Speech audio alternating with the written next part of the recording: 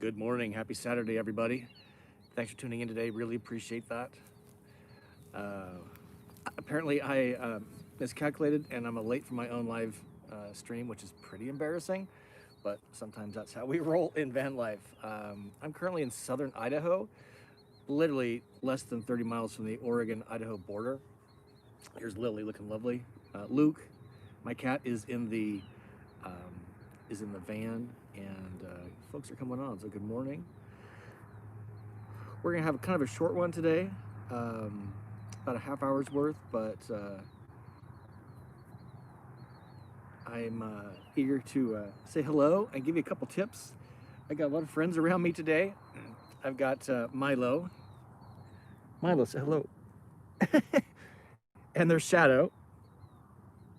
And why am I having these extra creatures around me?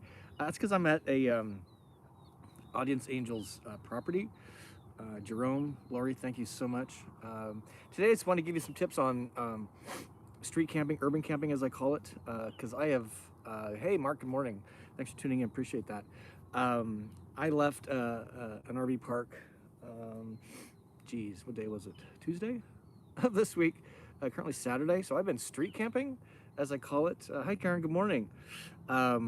Since I wanted to give some tips on that, and there's a video coming out very soon about that I've been recording the last few days. It's gonna be street camping, Harvest Host, Boondockers Welcome, Audience Angel. Well, if you don't have an Audience Angel, a friend or family, and tonight we're going to street camp or something. Harvest Host in Silver City, Iowa, an old ghost town in Idaho. Idaho, not Iowa, Idaho. So good morning, thanks for tuning in, appreciate that. Charles, hey, what's up? But if you have some questions, I'd love to answer some questions. Otherwise, I'll just share what's been going on lately. I'm going to try a few things differently starting in October of this month. If you haven't seen the video where I did the tour of the vintage VW bus, I've actually hired an editing firm. So you're going to see a different way that, hey Jane, good morning. Jane with no Y. A different way that the videos will look. So I'm looking for your feedback on this. The last thing I want to do is alienate you. Super important. I don't do that, but I'm trying to free up time, and editing is such an important thing, but such an incredible time commit. I'm trying to do more videos, and I'm really hamstrung by the editing process. So take a look at that vintage VW camper video I did. Let me know your thoughts. We got another video from that firm coming up early this week, and some go forward. So let me know what you think about that. Good morning. Hey, Koi. So Koi has a question. Apparently has a Ram ProMaster, wants to make it into an RV. Good job. Can you, that'd be me, I guess, help planning? I can give you some tips. There's a reason I bought a Winnebago, and that's because I'm pretty, Kyle and I are pretty good at doing house projects. I had no clue on how to even approach that, other than get a bucket for a toilet, get a water thing, and then put a mattress on the floor. So I am not going to be a great resource for you there. I apologize. If you have something specific, shoot a note. But if you have something specific, just put it down below, and we'll help you out with that. Kevin S, 54 degrees in Chicagoland. I'm in southern Idaho. It's just absolutely stunning. Let me spin this around so you guys can see what I'm seeing here. Hopefully it turns out. Look at this stunning good morning sunset.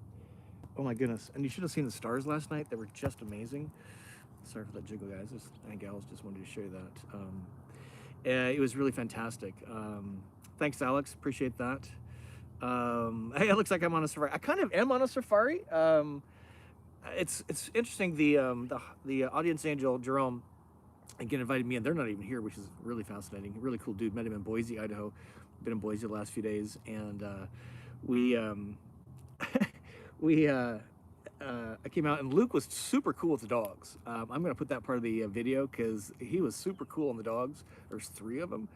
Old dogs, really cool old dogs. So they were kind of like, and they are used to cats. Did I mention they have cats? They got 2 cats. Luke was not cool with the cats. He was super not into leaving the van, and if he did, he was in a super grumpy mood, and he didn't want to go for a walk, even though he wanted to go for a walk. And I think it's because the cats were here. The dogs he could care less about, but it's so funny. Hey Ryan, good to see you, man. Thanks for tuning in. Appreciate that.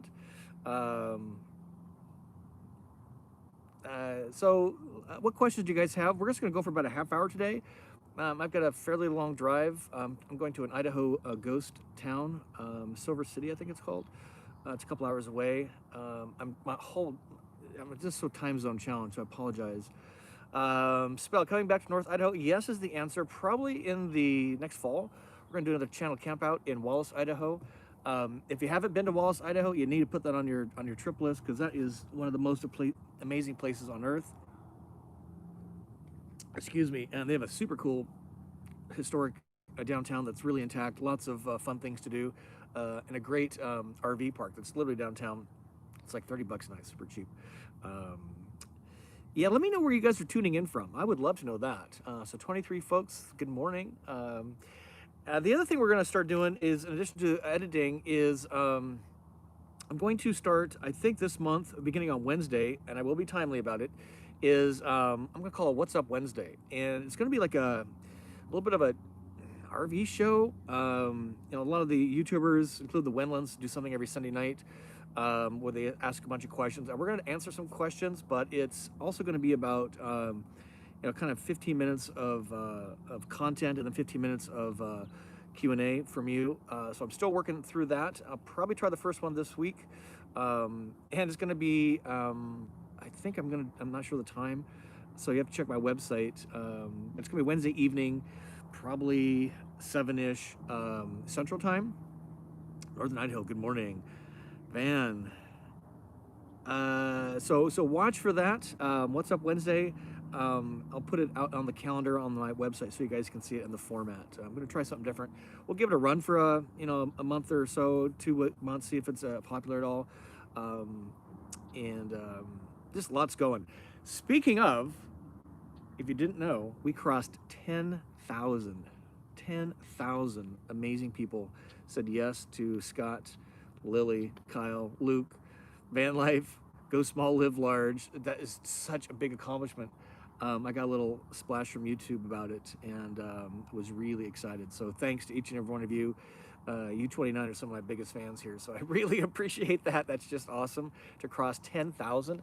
And I don't have any data to back this up, but I find channel growth really explodes after that. I think YouTube treats channels with 10,000 plus differently than smaller channels, which kind of makes sense, right? So I'm excited to see the channel grow. And like I said, we have so much cool stuff planned, including an editor. I'm hiring a virtual assistant so I can get some of this other stuff done. And yes, thank you, Ryan. And past 1 million views, which is crazy. And if you looked, if you saw the video I did as we crossed 10,000 that evening, there's something like, it was like 128,000 hours of viewed video time that I make, which is just insane if you think about it and where this whole thing started. So yeah, thank you, Ryan. 1 million views, 120 some thousand hours of video consumed, and 10,000 subscribers, which is amazing. And way more people, in fact, about 70% of the people that watch the videos don't subscribe. So while the viewership is huge, the subscribership is huger. 10,000, thank you. But all right, so where are you calling in from? Trish, good morning from California. Nice. Trish is a big fan. Thank you. You are a great contributor. Aaron, hello, good morning. Ron, congrats. Thank you. Appreciate that. Alexandria, Virginia. BJB, Doles. I love that. Idaho. Yeah, I love Idaho. Boy, if you haven't been to Idaho, I'm just in love with Boise. I've been here for almost a week now. And so let me give you guys some tips. So we're going to run for about 20 minutes. I'm doing a video on this. So you're gonna get the preview to this here on YouTube Live.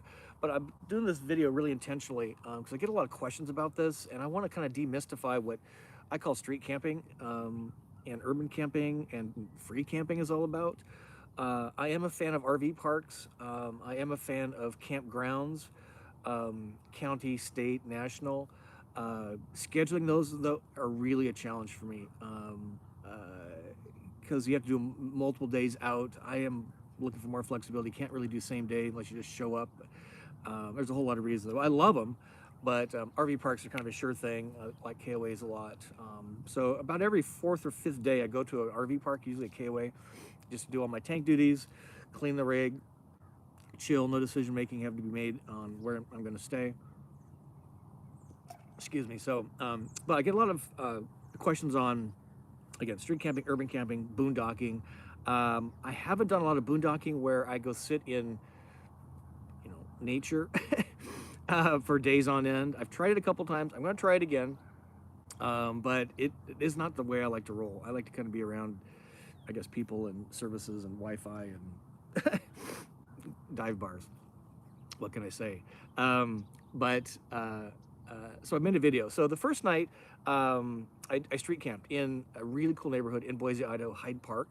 So I got some tips on that. The tip on the video coming up, the tip there is to be kind of incognito, to check your area, check the signs, check in with, park next to kind of a business, not in front of somebody's residence, unless they're on a street like that neighborhood where the residents are accustomed to having people park in front of their house. I always check with the waiter or a bartender about the overnight parking situation. They always give really good advice. And Jerome, Lori, you recognize this?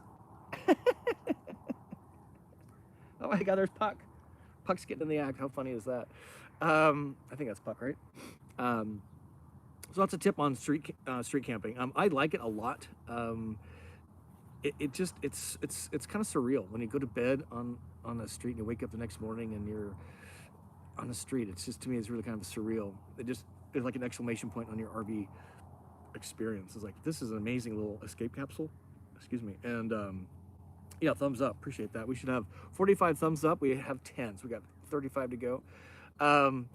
Yeah, Jerome and Lori, thanks again. I might have to, I'll text you later. I might have a confession to make. I hope I didn't break your water system. What I was going to say, the next thing is Harvest Host. We talk about Harvest Host all the time. It was my #1 recommendation from 2019, probably will be in 2020. If you're an RVer or want to be an RVer, it's really kind of a must to get the Harvest Host program. It's not expensive. It's less than $100 a year to access the database of wineries, breweries, museums, golf courses. So rolling out of the KOA in Boise, Meridian, Idaho, I stayed my first night in a Harvest Host winery. That was so awesome. Actually, that was coming out of the Yakima area. Purple Star Winery was so amazing. And those are usually not free because I ended up buying a bottle of wine, so whatever. But some of them kind of expect you to do that, which is cool. The second night was third night, I guess it was Boondockers Welcome. I don't talk about that a lot. I've used it a few times. It's a cool program. It's really pretty inexpensive, like $40 a year. And this great old guy, Barney, was my host for the night. And I just love those. I feel a little like I'm imposing more than a Harvest Host, which is usually a commercial parking lot. And they're overnight. In this case, you're on somebody's private property. So it's a little, again, my Catholic guilt kicking in. I feel like I'm imposing a little bit, but they're not. They invited me in, right?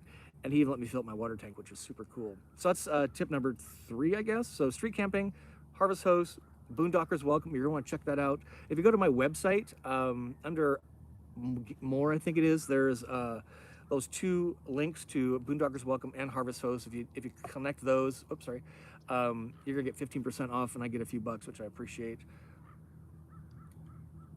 And you want to take advantage of that. The 4th way to get free overnight camping, so this is probably going to be 5 days in Boise for $0 overnight, is have an audience angel like Jerome and Lori. OMG. And if you can't get an audience angel, then you can probably find a friend, maybe you have a relative, that second cousin you haven't seen in 25 years. Look them up. Stay in their driveway. Stay in front of their house. And that would be the 5th way to do it. So that's what I'm kind of essentially doing here today. Look at that, such an awesome view. Stay at a friend, in my case, audience angel. So thanks again, Lori and Jerome. And so that's it. So I have a whole video coming up on that. So here's a hot tip. You're gonna see it in the video. You're gonna see it here first. Is I'm always in a hunt for Wi-Fi that's free and fast. Oh my God. I'm using my iPad here. I'm on an iPad unlimited AT&T plan, running through the iPad itself. So it's a separate plan. I bought it through the iPad. Are you guys ready for this? I just turned over. So it's unlimited. It says 30 gigabytes, I think it is. Unlimited, then they throttle you down if network congestion is around. It looks like we might have a couple of questions coming on, so we'll answer those in just a second. Hey, good morning, Stephen. Spokane, Washington. I was almost at 100 gigabytes off my iPad alone because I've been street camping, right? So you're relying on that. The libraries are closed largely. Here in the Boise area, I visited a couple. You can go in for 1 hour. Their Wi-Fi was not awesome, I have to say, in Meridian at least. And it's hard. So here's the tip. If you're in the Boise, Idaho area, did you know, let me ask you this, trick question, got an answer in the chat. What city is the capital of Idaho? What city is the capital of Idaho? And with that coming up in chat, I will give you a tip. If you're in the Boise, did I just tip it off? area. Yeah, Boise, Idaho is the state capital, and they have an amazing Capitol building. It's right downtown. It's strangely totally open, wide. There's no state police. There's no metal detectors. There's no can't bring a bag in, can't take. I mean, just wear a mask. They ask you to, literally a little polite sign on the door. They have a public lounge on the second floor. So you walk in, you're under the rotunda. There's a floor below, a couple floors above, then the big Capitol rotunda. There's a public lounge on the second floor, which is where this House and the Senate are, facing, I guess it'd be south. Public lounge with amazing Wi-Fi, free, open. You have to go to the gift shop to get the password. They may not like me saying this, but I gotta tell you, it was the fastest Wi-Fi I've seen in months. It was so awesome. So tip there, if you're needing Wi-Fi, you're an RVer, the Boise State Capitol has a public lounge, wide open Wi-Fi. Well, you need the password. Go check with the gift shop, and get some really awesome Wi-Fi. Thank you, Boise government. So what questions do you folks have? We're gonna go for another 10 minutes or so here. Van says, I will be on IRV2. Don't know what that is, but that's good to know, I guess. Aaron says, please post a ton of pics when you get it. Okay, yeah, I need to be in the video, so we're gonna do a video when I get to Silver City, the ghost town today. Yeah, Jerome, idea of van camping year-round is so cool. What questions do you guys have? Let's see here. Just scrolling. Ryan? Ryan says, are you generally level on streets, or do you tend to tilt towards the curb to a noticeable degree? Yeah, it's a good point. Streets are curved to tilt toward the curb to drain down the gutter, right? So you need to kind of be cognizant of that. If it's really severe, I find it another place. Level this way, I can orient my body. So I'm looking for generally level, but you want to have your head above your feet when you sleep. Otherwise, it's really a miserable night's worth of sleep. What was I going to say? But in my bed, because my bed is, it goes lengthwise in the vehicle, I can turn my body around, so I don't turn the rig around if it's a little uncomfortable or a little too severe and I don't have a lot of options.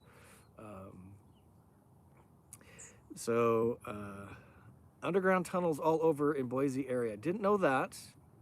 Probably will miss those. Hi, Matilda. I joined late. What was the year-round van camping idea? I think it's just what I do is I go where the weather is mild. I think that's what Jerome was talking about. other than having many options. So campgrounds, RV parks, street camping, Harvest Host, Boondockers, Welcome. There's probably others. I'm trying to stay out of Walmart parking lots. Walmarts have not been friendly lately, even though I buy a lot of stuff from them. So that would be another option. Cabela's, Cracker Barrels. I've only stayed in the Cracker Barrel once in St. Augustine, Florida. Man, if you haven't been to St. Augustine, Florida, put that on your trip list. That is the oldest city in America, #1, and one of the coolest cities in America. It's like stepping back in time and over in Europe. It's just so great. They have a Cracker Barrel that stayed the night there. Jerome, longtime Boise resident, didn't know about the second floor lounge at the Capitol. Yes, sir. It's really cool. And they got power. It's just, you know, these little RV secrets are just, you know, when you seek things out, the universe provides. It's pretty amazing. So Steven's got a great question. How often do you use Xfinity hotspot Wi-Fi? Is it good in most places? Having Xfinity at home gives access to lots of urban Xfinity hotspots. And you are right, Steven, and it is super spotty. Spokane, strangely, has really good service. Xfinity is in maybe 1 or 2 out of 10 places I go to, and usually the service is crummy. So when I find it, it's like a van life miracle. And I run on that when I can, because it is usually pretty good speed-wise, but it's just so inconsistent. I would not count on it. And here's another hot tip. So pull out your phone. 59 people, good morning, thank you. And 23 thumbs up, thank you. So we should have 60 thumbs up, right? I slept in early for you guys to get them do this. Just kidding. So get your phone and go to the App Store and download Speed Test. It's a free app, tests Wi-Fi speed. And I don't spend a dime in a business unless the Wi-Fi is reasonable. In my mind, you know, 5 to 10 megabits down, 2 to 5 up is reasonable. I mean, it's like dial-up speed, right? Back in the old days. But it is, and I show them why I'm not leaving their business. It's like, you have Wi-Fi, sticker in the window. I come in, I check it, and they, you know, might fuss with me on getting the password. It's like, dude, I just want to make sure that your Wi-Fi is worthy of me spending money in your business because you are advertising as such.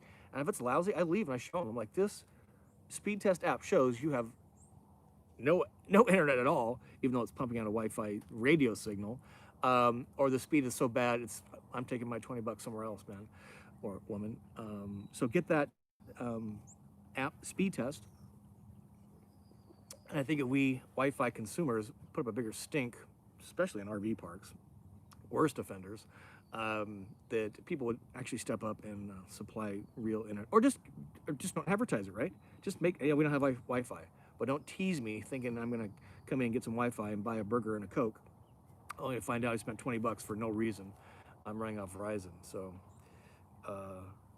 Jerome says Silver City was the capital for a while. That's interesting. I'm headed there today. It's a couple hours away. I'm really excited. It's a ghost town. I love ghost town. Haven't been in one in a long time. So I'm super excited. I'm expecting to street camp there tonight.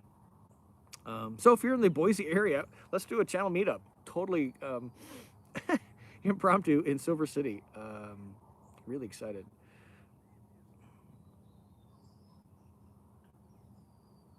He says someone stole the charter and snuck it back to Boise. That's funny. Let's see. A couple other questions. So yeah, Steve, it's a great question on the Xfinity.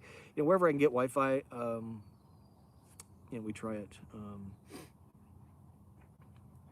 So BJ Beatles asks, any special safety measures you take when urban camping? Any special cameras or motion detection? Yeah, here's a hot tip. Special safety measures, common sense, I think. If it's a sketchy looking area, I wouldn't stay, I wouldn't stop. I kind of scope out the neighborhood. I talk to the locals, I talk to the merchants, I talk to the waitress, the bartender, whatever, and just ask about the area overnight. Parking rules and recommendations. I just lock the van. A lot of times I forget to. It's amazing how 99.9% of people are good and are just right-minded, just good people, right? It's one idiot that ruins it for everybody. But I don't take any special safety measures in the common sense. Park in an area where I'm not really alone, so to speak, but I don't stand out either. I don't draw my shades to look like somebody's kind of sleeping in there. So it looks like an empty vehicle. That would be it. I would not want to have any motion lights on in that case, because people walking by the van, it would turn on and it would just draw attention. So if I did have them, I would probably turn it off. Let's see. Enrique wants to know, you are in Florida now? No, I'm in Idaho, southern Idaho, and we're a very dispersed couple. Kyle's in Mexico City, actually. He was just with me a couple of weeks ago, so that was cool. But no, I'm in Idaho, headed to Utah. Getting the van lifted. Can't wait. I'm following 30 and a Wake Up, Kevin's fine example there. He is lifting his rig to avoid rocks and logs. I'm lifting my rig to avoid curbs, car stops, what do you call them, and really deep driveway inclines. So same purpose, different why. Yeah, I totally agree with you, Suzanne. I think if people just spoke up, they would, again, you know, if you're gonna provide it, then provide it. If you're not one to provide it, then take the sticker out of the window. Ryan asked the question, this is a good one. Do you get cabin fever if the weather is bad for an extended period? No, I love hanging out in my van. And if it's really bad weather, I probably, for an extended period of time, you know, a day or two, whatever, a week or time, I just leave. I mean, that's the whole point of a van, right? Is you leave. And I get asked all the questions all the time on extreme heat and extreme cold. I'm in a t-shirt. It's October. Welcome to October, Q4 2020. If it's not nice weather, and it's gonna be crappy weather, I just leave. That's what the van's about, right?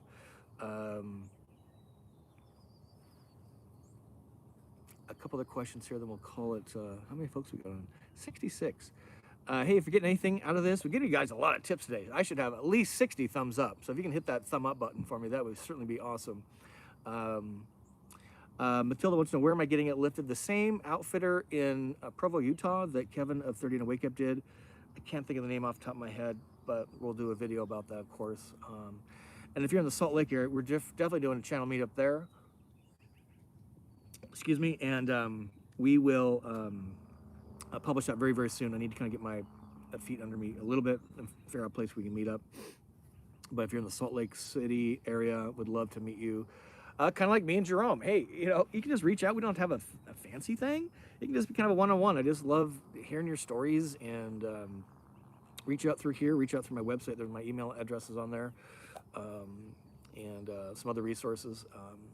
So you can contact me that way. But I just, let's go have a burger and a beer, or seafood fettuccine like we did yesterday at this amazing little Italian spot. Thank you, Jerome, for that again. Okay, a couple more questions, then we'll call it quits. So MP says, would you ever use built-in levelers in an urban? No, in an urban setting, no. I don't think vans have them. Number one, just take a close look at where you're parking, and the environment and the terrain, and just move to some other place. No.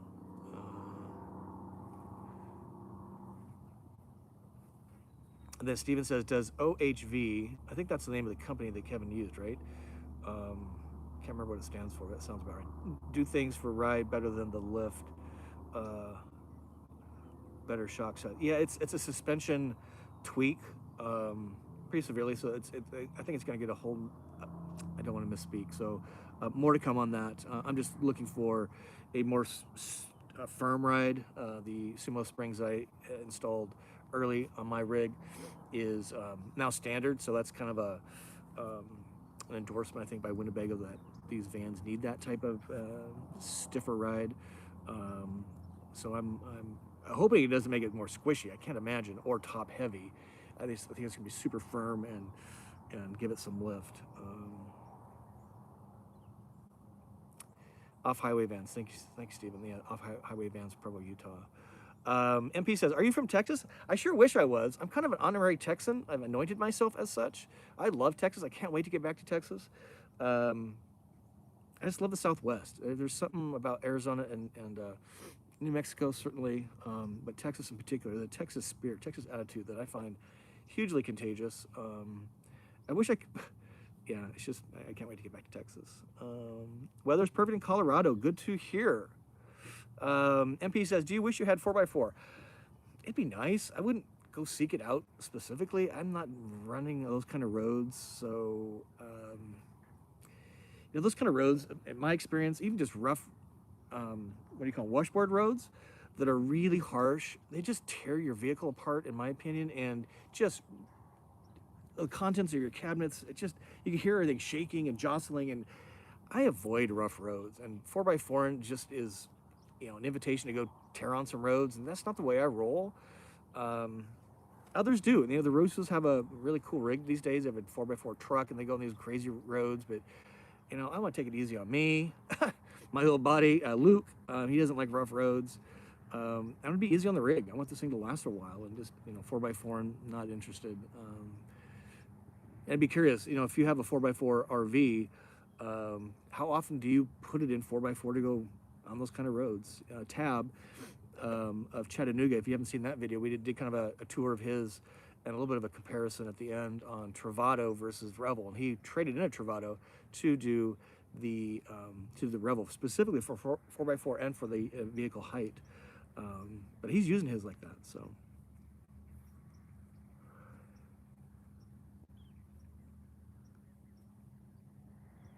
Yeah, Luke rules. All right, last question. We're going slightly long here. I'm going to try and keep these things about a half hour. So 63 people, thank you very much. Saturday morning. Jerome, Lori, thank you for being an audience angel. Really appreciate that. Hey, if you got some space and I'm coming through your area, let's hang out. I'll park in your driveway. Let's share a drink and some stories. I love doing that kind of stuff. It's just why I do this. It's all about learn, share, you decide what's best for you. Last question here is, how did you choose a Travado in the beginning? My journey actually started with a Revel. Didn't like the floor plan because I was going to go full time. So that was why I was very specific on the floor plan. Revel floor plan wouldn't work. Didn't want the cassette toilet. Didn't want a Mercedes. The next one I was super excited about was the Ford Transit-based Paseo. For a few years, Winnebago sold the Paseo, but there again, the floor plan was not awesome. It had kind of a permanent table, but no permanent bed. You had to kind of make a bed every night.